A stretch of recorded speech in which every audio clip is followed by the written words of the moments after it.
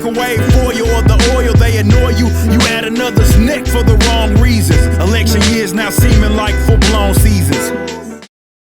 Welcome to 3 Count Commentaries. Today we're going to be talking about Ric Flair's last match from July 31st, 2022. It was, let me put it like this. The main event was everything we thought it would be, but this show was a very good show. It had the feeling of a reunion show or a tribute show, and it just felt, it was good vibes only. You know, there was not a lot of drama, and there was drama and story and stuff in the main event, but everything else just felt like, you know, filler, you know. So that was a problem because some of the matches were not as enjoyable because they were filler.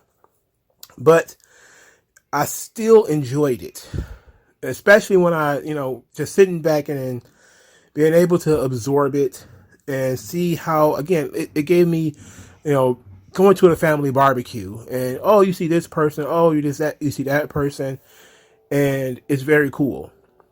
So for starters, it was promoted under the Jim Crockett Promotions banner. Jim Crockett Promotions, of course, went out of business way back in 1988-9 when Jim Crockett sold to Ted Turner. So officially, Jim Crockett Promotions ceased to exist, and that became WCW.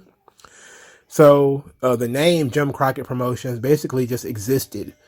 It wasn't copyrighted or trademarked or anything. So Conrad and Jim Crockett, well, StarCast Events, which is Conrad, and David Crockett, I'm sorry, not Jim Crockett. Jim Crockett Jr. passed away. But David Crockett, they copyrighted the name Jim Crockett Promotions so that Ric Flair could have his final match under Jim Crockett Promotions.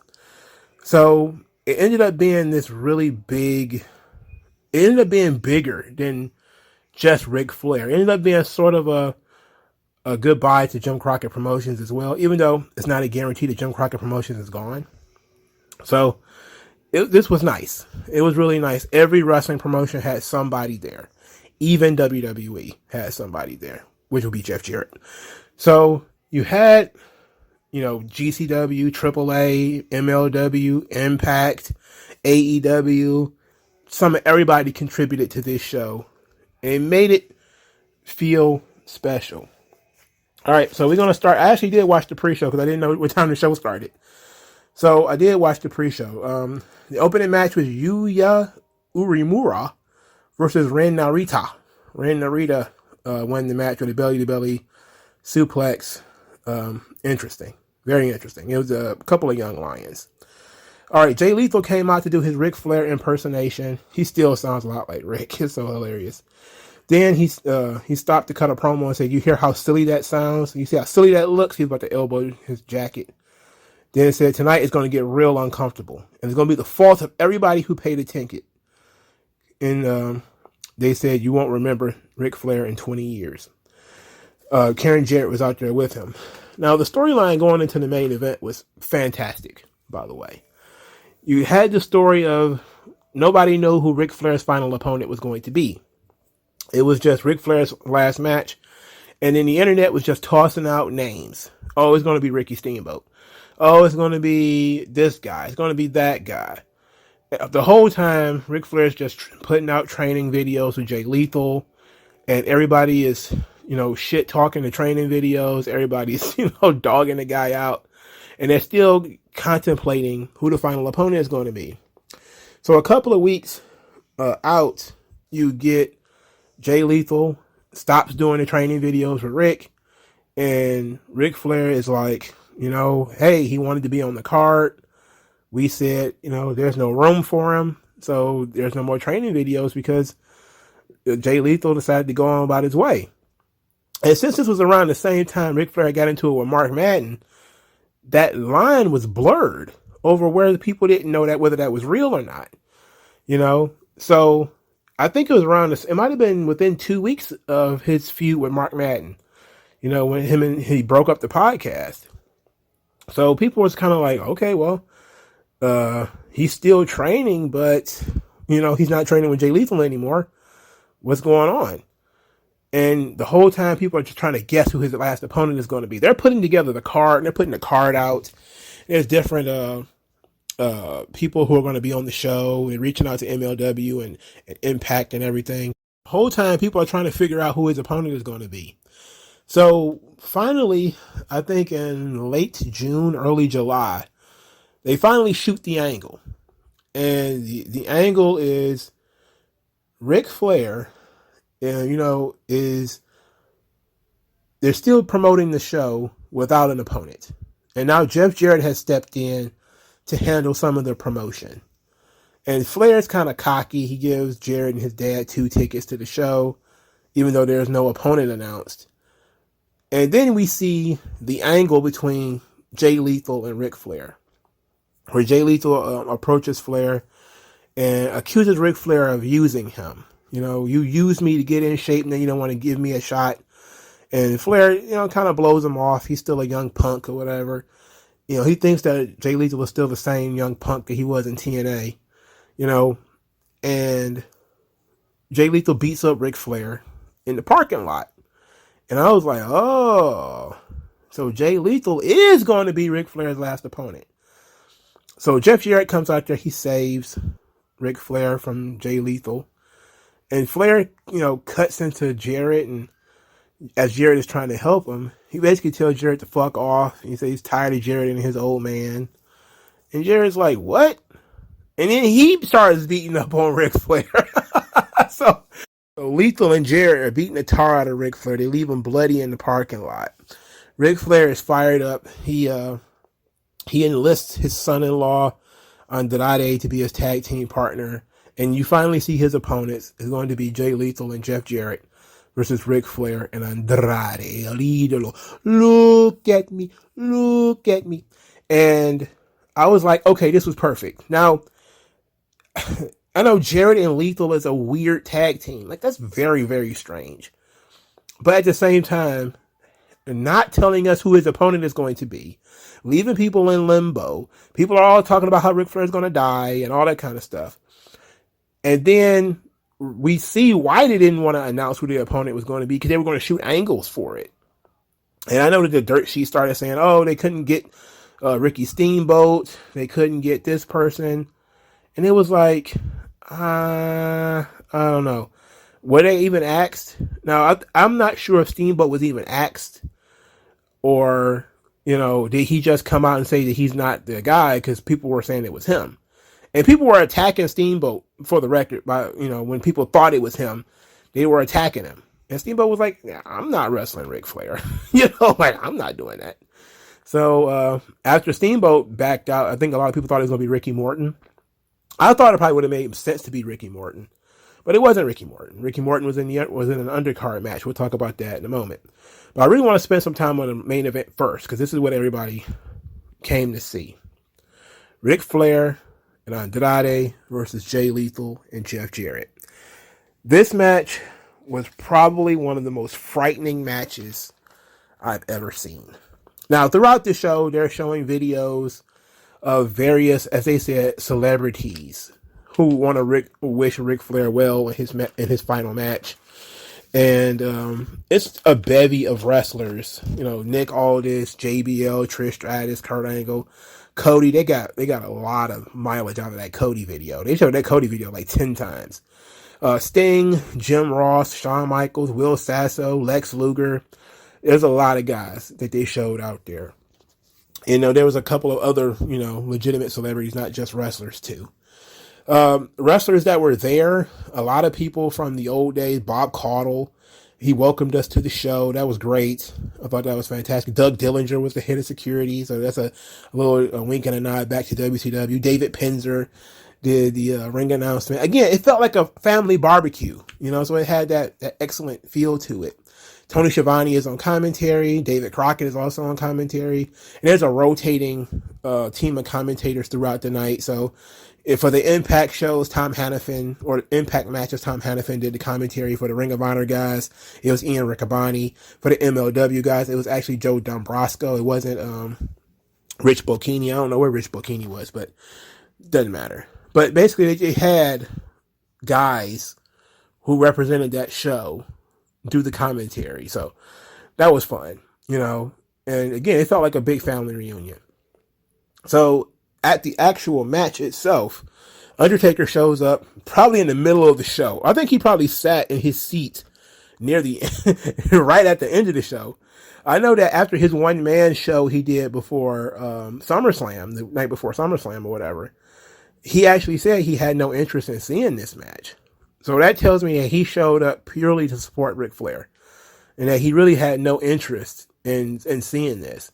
And then some of the still frames of some of the pictures that they showed of Undertaker's face during this match gave it away that he was not entertained by this.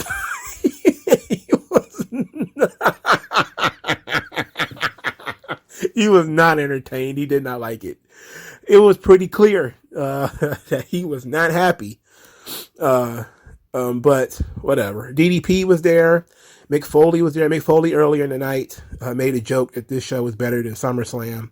He had also joked with Tony Schiavone about putting butts in seats. So it was pretty fun. So it was the entrances. Jeff Jarrett took like 10 minutes to get to the ring. I don't know. He had his My World theme, which I didn't realize how much I liked that theme until, I don't know, maybe recently. I always thought it was annoying. It's so annoying. But at the same time, I guess because it's been so many years, I'm used to it. But I actually like it. But he took forever to get to the ring as he was walking around intimidating Conrad. And I mean, Jarrett turned his heel shtick up to 200 for this match. He was fantastic. Jeff Jarrett alone was tremendous. Jeff Jarrett could have went out there with a stack of dimes and got over tonight. He was so good. And I think that now we have to start giving him some credit. I know he's near the tail end of his career too, but Jeff Jarrett is tremendous. And I think I appreciated Jeff Jarrett a lot more once his reign of terror in TNA was over. I don't mind Jeff Jarrett in the main event. I just thought that he definitely should have stepped out of the spotlight a lot sooner than he really did. Like, there's no problem with Jarrett as a wrestler. He's a good wrestler. Great even at times. But, the world revolves around Jeff Jarrett. No, he's not that guy. He doesn't have that level of charisma and fame or interest or whatever. But as a occasional main event heel, oh, absolutely. I always said Jeff Jarrett probably should have been the top heel when Bret Hart was the world champion in WWE. It should have been him and Jarrett. I think they could have had some fantastic matches together. I think Jarrett would have been a great opponent for Shawn Michaels when Shawn was the top babyface. I don't think he was the right match for Steve Austin or The Rock or anything like that. But for Shawn or Kurt Angle, yeah. During that era, I think he would have been great. I think he would have been great in the New Generation era and in the Ruthless Aggression era. I think he would have been really good as a top heel. I think he had the right amount of charisma and the right amount of name value and all that kind of stuff. But he really turned it up. Jay Lethal was really good too, but Jarrett was the shining star of this match, without a shadow of a doubt. Flair comes out. Andrade came out to his AEW theme. Look at me. And then Ric Flair comes out. And he's wearing the white and purple robe. And everybody is, I hate to be negative, but the robe was baggy. Like, it was clearly too big for him to be wearing. And it sagged off of him. But it was still kind of cool that he was wearing it. And he had the big gold belt, the original built gold belt. That was fun. That ruled. He gave the big gold belt to, I believe it was Doug Dillinger. So it was sweet that he came out with with the white and purple robe, even though it was baggy. And he had the big gold belt. That was very cool. And he wrestled in a t-shirt, so they knew he's almost 80. You gotta cover that up. And people just basically they worked around Flair a little bit. They took bumps for him. He didn't take a lot of bumps early, but he clearly gassed out early. He clearly was out of it. And sure, maybe we should have structured this match differently, and maybe this match should have been shorter. But it really went off the blocks when Flair got in. It was Flair, man. He's 70. Like he's over the age of 70. What are you gonna do? But it wasn't a fun match like when Vince wrestled at WrestleMania, where it was fun and kind of silly because it's Vince McMahon and he's 70 some odd years old. And, it wasn't that funny because this was supposed to be like a serious, dramatic match. This was supposed to be like a real match. You even had Mike Chioda, who is the referee, saying this is his last match. He's not going to referee anything after this. So this was something that they were supposed to be taking seriously. Vince is fucking around in WrestleMania. He owns the shit. He's gonna fuck around with it. But this is Flair, and he cut a serious angle. He wants to bleed and everything. And by the time he even got to the point where he was supposed to blade, everybody was feeling sorry for him. I mean, it's easy to get that sympathy because he is legitimately an old man, and he is legitimately, near death, sometimes in this match. Flair, Jarrett was just tremendous. I mean, the way he would avoid Ric Flair, like he was literally like in an armbar or something like that, and Andrade would drag him over to the corner with Flair, and Jarrett was like, no, and try to snatch away and everything. It was just, he was really good. I just want to make sure everybody recognized how really good Jeff Jarrett was here. Ric Flair tried to do a figure four on Jay Lethal. It was probably the slowest figure four ever applied. I'm talking maybe your 10-year-old nephew could have countered it. It was just so slow. But, the guy's 70. At one point, Jeff Jarrett started using Karen's shoe as a weapon, and he used it to stab Ric Flair in the head, and that was what led Flair to bleed. Conrad's wife, Ric Flair's daughter Megan, is actually the one who attacked Karen. We all thought it was going to be Charlotte, of course. We thought Charlotte was going to get involved. She didn't. Very weird that she didn't. I don't know. Doug Dillinger separated Megan and Karen Jarrett. So Flair was now busted, leading to Jay Lethal to take advantage. Jarrett, Rick used the figure four on Flair. It was crazy. Jay Lethal kicked Jeff Jarrett in the face by accident.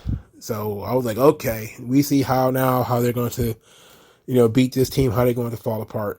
And it was absolutely right. So Jeff Jarrett goes outside, he gets a guitar because the referee has been bumped at this point.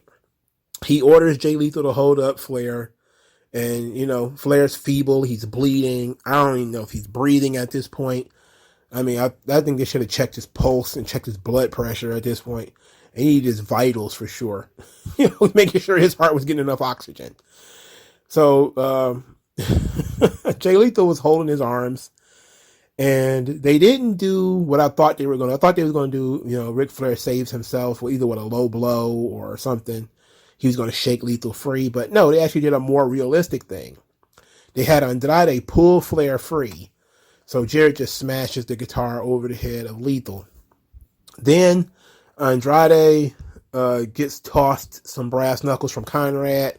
So from brother-in-law to brother-in-law. That was very cool.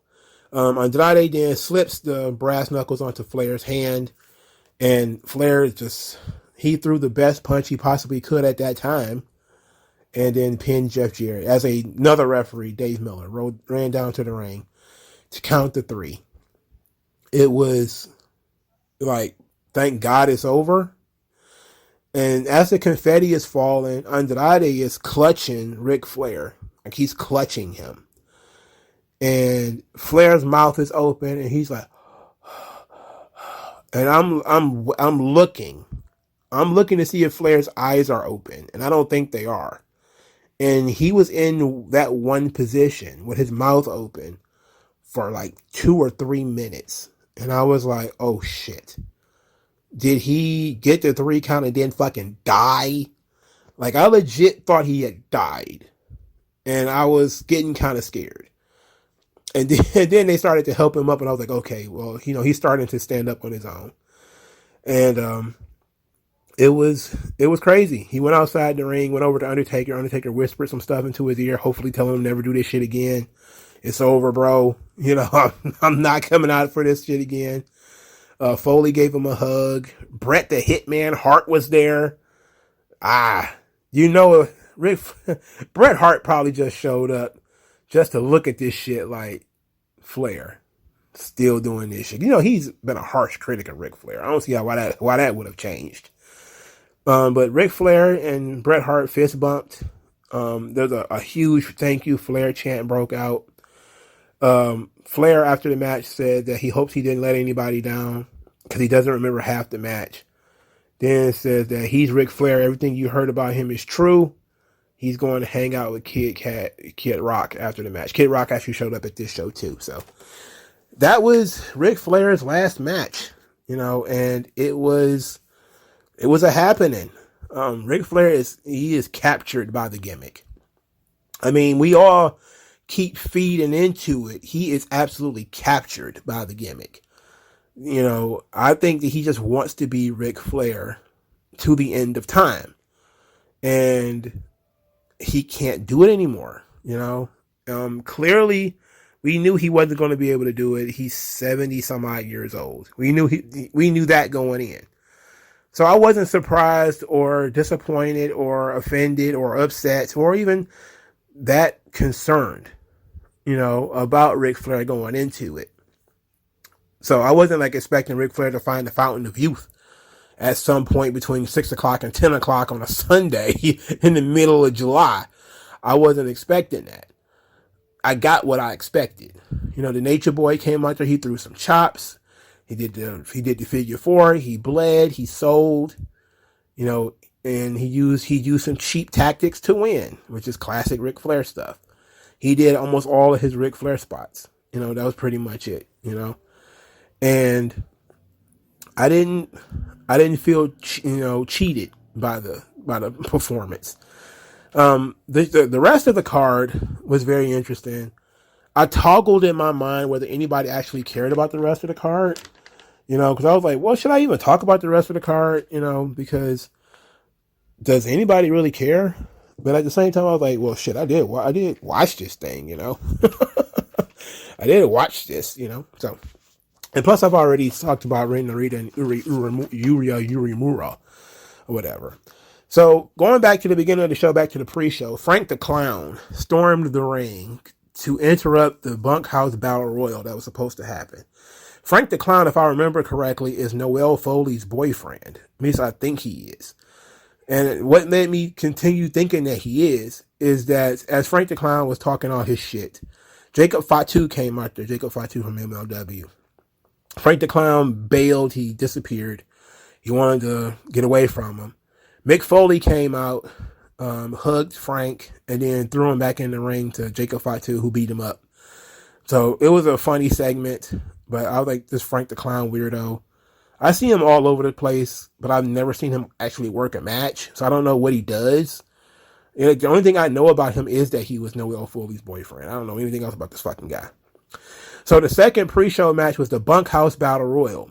Now they told the interesting story of the Bunkhouse Brawl, which was a caged battle royal like thing that Dusty Rhodes created in the 80s. It was nothing like that on this show, because that bunkhouse thing was always an opportunity for Dusty to utilize the blade. In this one, it wasn't really that. Nobody bled. So the whole thing was to win a bronze boot and a gold belt buckle, signifying that you were now the new Bull of the Woods. And I was like, okay. So some of the participants were James Storm, Commander, who, if you've probably seen clips of Commander. He's the guy who runs the ropes in AAA and does the flippity doodahs. He did it in this match too. Bully Ray, Crimson, and there was a bunch of guys from GCW. So on the GCW show prior to this, Nick Gage confronted Ric Flair and asked him why GCW was not asked to be a part of the Ric Flair's last match. In fact, I don't think it was Ric Flair. I think it was Conrad. And Conrad just kind of didn't really have a response. So Nick Gage said that GCW is coming. And so they stormed the Bunkhouse Battle Royal, which is the match that fits the GCW style mostly. Because it was supposed to be a hardcore style match, even though it's just an over-the-top rope battle royal. So from GCW, we got Joey Janela, Jordan Oliver, Effie, the Second Gear Crew, which consists of Matthew Justice, I forget the other guy's name, Mance Warner. And they all jumped the ring and they jumped on Bully Ray. They beat him up. They didn't eliminate him, but they beat him up. Commander eliminated himself by running the top rope and then doing a flip outside. He pulled a Mil Mascaris. Effie humped a guy's face. It was Crowbar, I think, who was in this match. Then he did the flying headbutt, the Devon Dudley flying headbutt, because he was partnered up with Bully Ray at this point. But he held his head in between his legs and simulated that he was like, Effie is a fucking weirdo, man. And they was just tweeting about him the other day about the sexuality in his act, if you want to put it that way.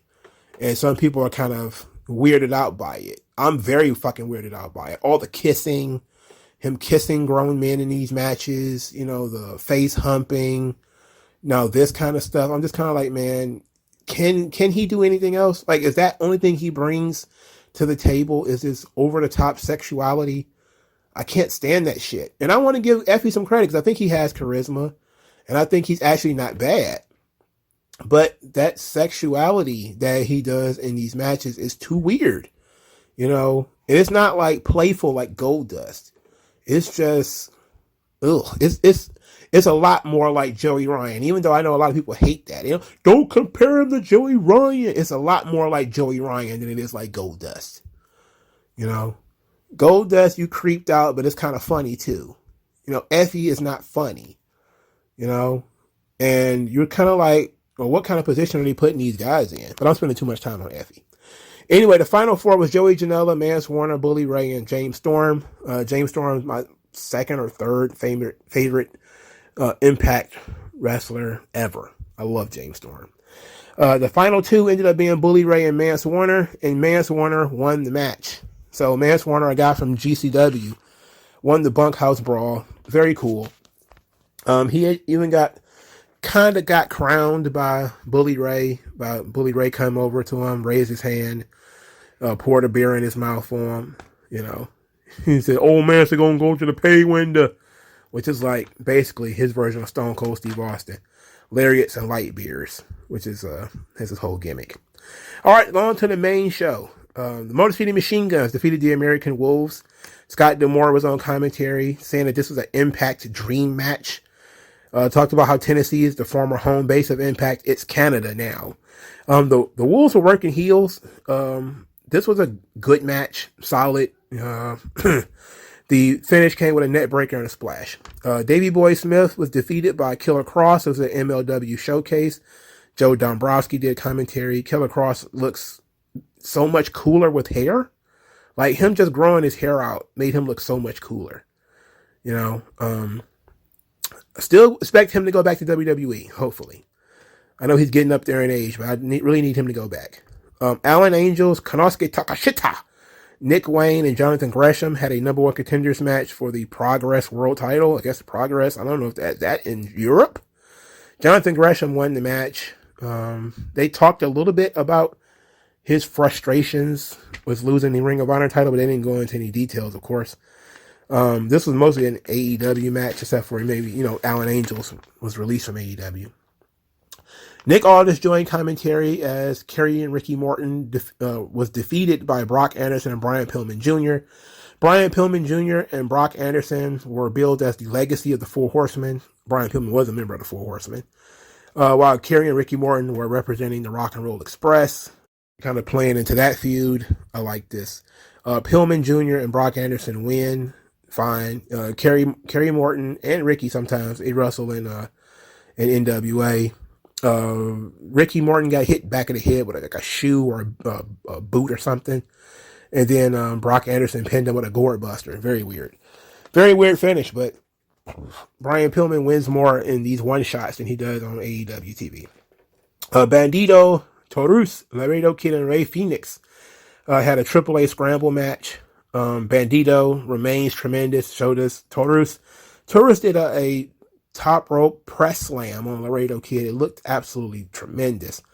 Bandito strength and speed and a really small body. He's awesome. Rey Fenix won the match. Very fast-paced match. Match 6, Josh Alexander and Jacob Fatu fought to disqualification.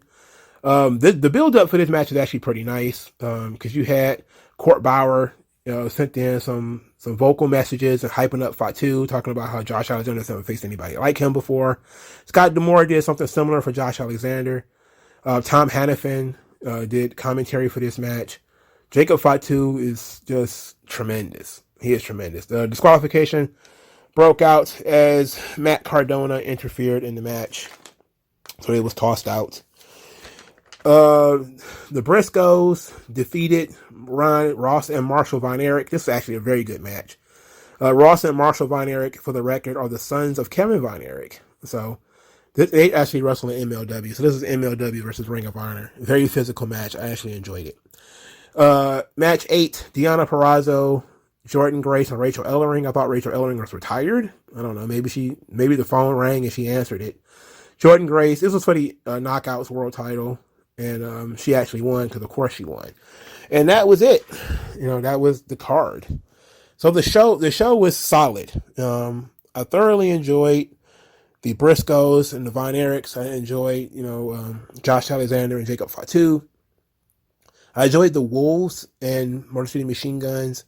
Everything. I enjoyed the Triple H showcase too because I like Laredo Kid. I like Taurus. I like Bandito. So I got a lot out of it. Just some good wrestling stuff that I really like. But the main event, boy, was it frightening. It was frightening. It was frightening, bruh. But it was what it was. Ric Flair, to my knowledge, is not dead yet. He is going to go down as the Bill Russell of pro wrestling. But Bill Russell has now passed away. So RIP to Bill Russell. And thank all of you guys. And I'll talk to you guys later.